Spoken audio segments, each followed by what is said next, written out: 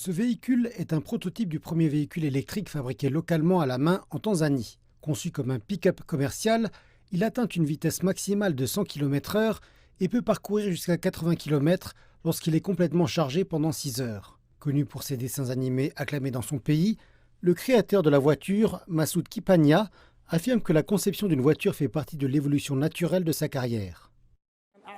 Je pense que chaque artiste est un ingénieur, que ce soit sciemment ou non, mais je pense que chaque artiste, chaque personne qui sait dessiner peut être un ingénieur parce que, quand on parle de la conception, quoi que nous construisions, ça doit d'abord commencer par l'esprit avant d'être mis sur le papier.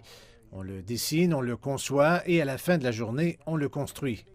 Bien que les voitures électriques ne soient pas une nouveauté en Tanzanie, Massoud explique que la sienne a été construite et conçue à partir de zéro en s'approvisionnant localement pour la plupart des matériaux.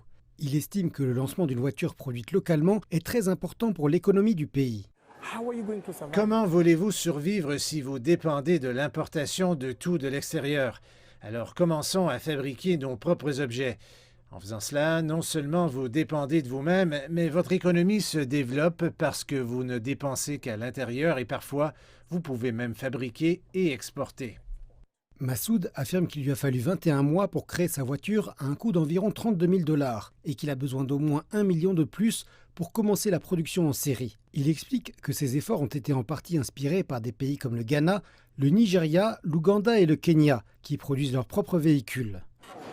Avec la plupart de ces véhicules importés, l'Afrique est globalement une consommatrice en matière d'automobile. Massoud espère qu'avec le lancement de cette voiture électrique, la Tanzanie rejoindra désormais les rangs des pays qui conçoivent, fabriquent et exportent des véhicules dans le monde entier. Le lancement du véhicule a été bien accueilli par le public tanzanien. Cependant, les experts automobiles du pays affirment que cibler les consommateurs haut de gamme aurait été le moyen idéal pour Massoud d'obtenir les fonds dont il a besoin pour développer son entreprise.